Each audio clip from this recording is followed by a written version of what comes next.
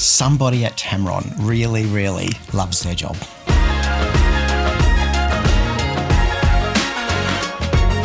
This is the Tamron 12-20mm F2.8 for full-frame Sony and Nikon. It's very wide, very fast and very lovely. I've had this lens with me on the streets of Melbourne for the last 4 weeks, and today I will be sharing a ton of lovely images from my adventures. I know an ultra-wide zoom lens like this is intended for astrophotography and big bold landscapes, but I wanted to test the lure of 12mm in the urban jungle. I've travelled the world taking photos for the last 25 years, but this time the assignment is literally outside my front door. How hard is it to tame an ultra-wide zoom in a city of 5 million people?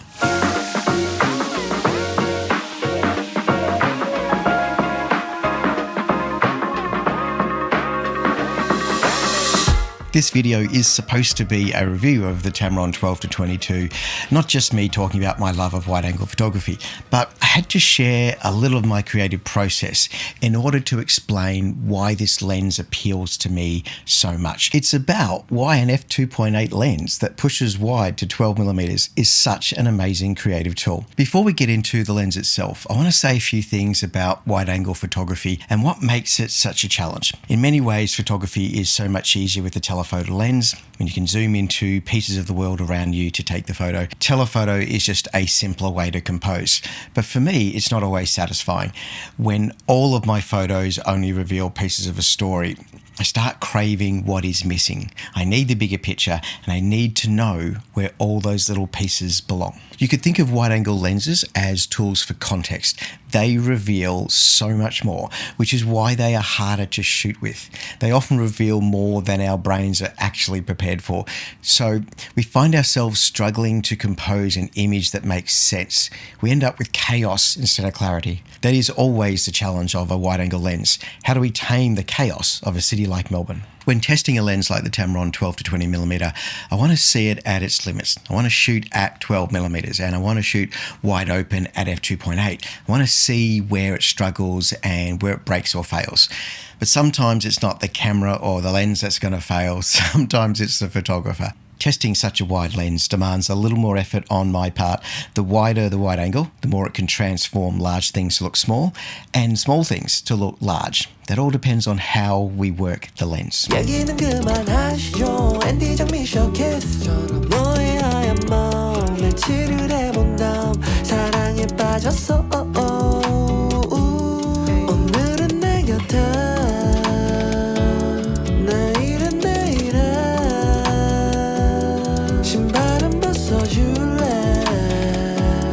나는 13가의 코리안 man in New York.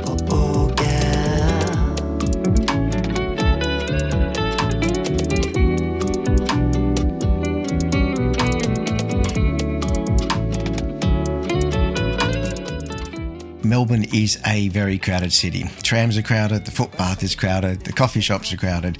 Sometimes it even feels like the sky is crowded. Living in this city, sometimes I just need a little bit more room to breathe, a little bit more space to contemplate.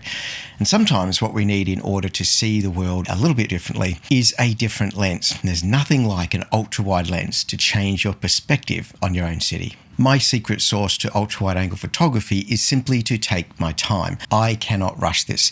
Some days I would walk for an hour and I just never found inspiration. Some days I stopped on a particular street corner and I captured images in that one spot for over an hour. I didn't move more than a few meters, just waiting to see what the light would do and what people would do. This is not street photography with the 35mm lens dangling at my hips. Such a wide lens nearly always brings in more than I expect. Whatever scene I imagined in my mind will nearly always look different once I see it through this lens. Things appear that I hadn't noticed with my eyes, possibilities appear that I hadn't even imagined. And in truth, I love those moments when the camera surprises me, and that is the best feeling when I'm out shooting. I used to think of 14mm as wide. uncontrollably wide, too much to handle kind of wide. But for me, the problem wasn't really the lens, it was usually me. I was too busy and too rushed and too crowded and too stressed and too distracted. When my thoughts are so crowded, so are my compositions. Sometimes my head and my compositions needs a little room to breathe. So I try not to rush a wide lens. The perspective fills my mind with subjects and elements and possibilities, and I just need time to stop and give each of them proper attention. I need time to make subtle adjustments to the compositions. I need time to look in the corners and consider what should be there and what should not be there. I need time to work foreground a little bit and make sure that part of my story is present in the lower frame. I need time to find something in the frame that will make me smile. When I'm struggling with wide-angle compositions, the solution is nearly never inside the frame itself. The answer may be standing at my feet or out of frame to the right, or sometimes leering down from high above me. So don't forget to look up.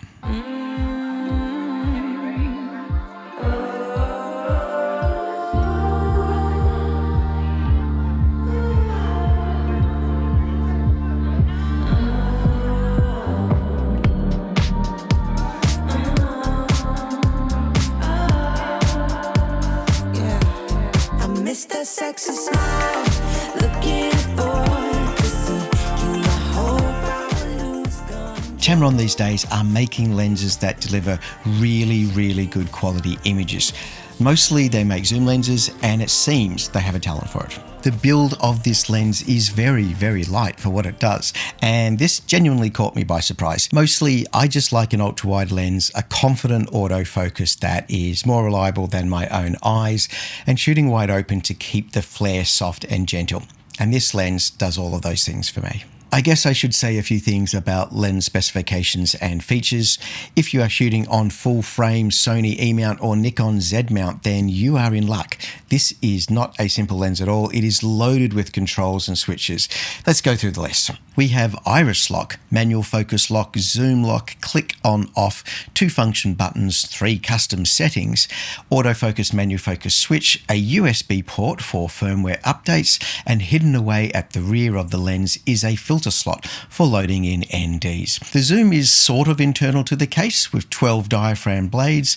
The build quality is very good, and the weight and size is super impressive for such a wide autofocus zoom. Close focus performance is very impressive, by the way, getting within 18 centimeters when shooting wide and 28 centimeters when shooting at 20mm focal length. That's some serious flexibility with such a modest size lens. It is very light and very quiet. I cannot hear the autofocus working at all. Is there stab in this lens? No, there's no stab in this lens. You can connect to an app though, which I'll admit the very thought of having to install another app just to do stuff with my lens is really not my thing. That you'll have to watch someone else's review for that. So do me a favor, pause this video right now and pop into the comments, and if you love the idea of using an app to do stuff and configure this lens, please leave an emoji of a camera in the comments. Otherwise, please leave a comment about what you do like about this lens. All I will say is that the lens delivered professional results for me, with lovely detail, even wide open, and it captures some beautiful moments in super low light. Tamron have controlled the sharpness when shooting wide open, the vignetting is well managed too, and this thing delivers very straight lines where it matters. It has the corrections programmed into the lens, so depending on what software you're using to edit, those corrections will come straight through. I do like having a bunch of buttons and switches on a lens. It feels luxurious. And in truth, I don't actually use many of them. The function button I like for pushing to near focus. Switching to manual focus is very handy when I'm doing video work. Locking the iris is something that I do use as well. Oh yes, the lens cap.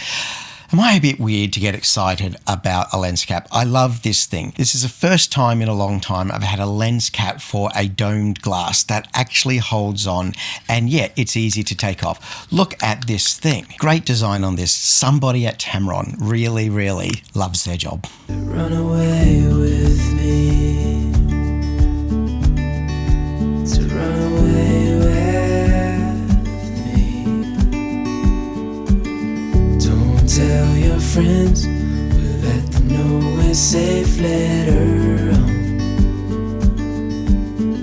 The road is calling, sun on our skin. skin, sleeping under stars when it's gone. If you're enjoying this video, please hit the like button and maybe drop a quick hello in the comments to share what you like about this lens too. I also publish a monthly zine to share my photography and thoughts, and you can subscribe to my free newsletter to receive a copy of that every month. Finally, each year I run a couple of photography workshops. Please visit ewenbell.com for details and to check out my zine. Stay with me. Just run away with me.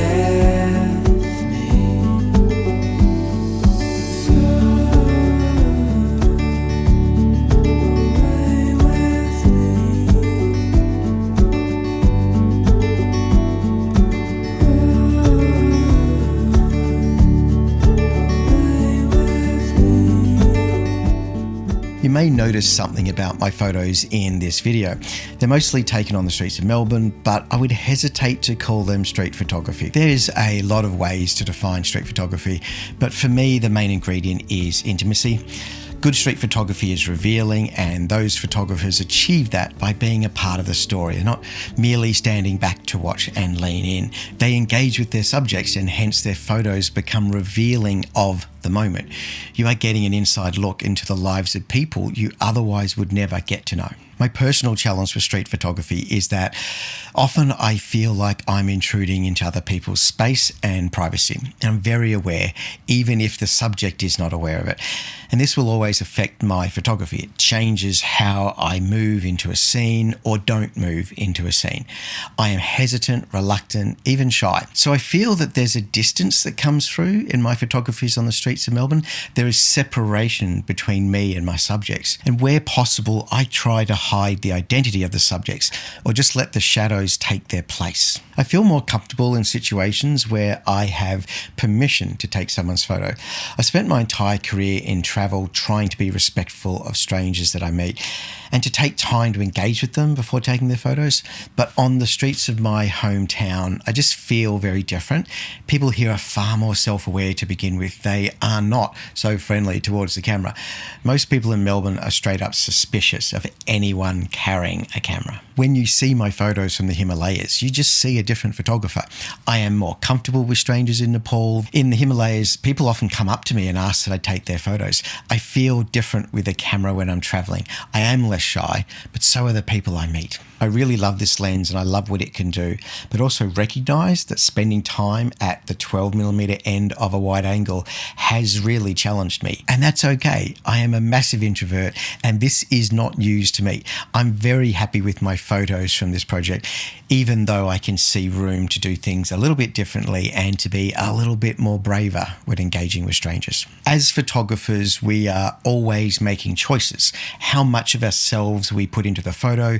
Do we step back? Do we leap in? An ultra-wide 12mm lens is always going to drag you in. There's no other way to drive it. 얘기는 그만하시죠. 앤디적 미션 키스처럼 너의 하얀 마음에 칠을 해본 다음 사랑에 빠졌어. 오늘은 내 곁에 내일은 내일에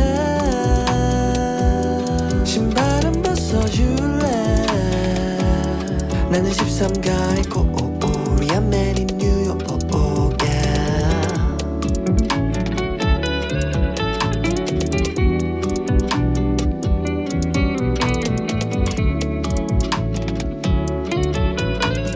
How wide is a lens before it's wide enough anyhow? 24mm is definitely not wide enough for me. 20mm is good. 14mm is powerful but challenging, and 12mm is crazy town. There are lots of good lenses on the market that deliver 14mm, but it is more complicated as you go wider. Until now, trying to balance such a powerful perspective demands the best of yourself. It might require that you learn some new tricks here. The starting point is to slow down and don't rush it. Don't just try to squeeze in an hour after work to take a short walk. You need to give yourself like a half a day and wander through the streets or stroll through the forest or whatever it is that you have. You need to dive deep into this challenge because the wider the lens, the deeper it will pull you in. I am looking forward to getting out of of Melbourne and shooting some wild spaces with this ultra-wide perspective. I want to take this lens to the Arctic and chase the northern lights with the beautiful 12mm at f2.8. Every winter I travel to Norway and we spend a few months there. We stay in a village with only 8 houses and I feel connected to nature there. I feel connected to the forest and the sky and the fjords. And in the night I hope for auroras to connect with us as well. It's a very different place to be than the streets of Melbourne. And every year I take a new lens with me so I can experience it differently. In recent years I've realised that even 14mm of ultra wide is not enough for many auroras, so I will make another video about the Tamron 12-20mm early next year. But it won't be in the city, it'll be in the far north where the sky is so big and so beautiful that only a 12mm can deliver justice. And most likely I will have absolutely no street photography in that video. Thank you for joining me today. I hope you enjoy seeing a little of my hometown in Melbourne, and have a great day.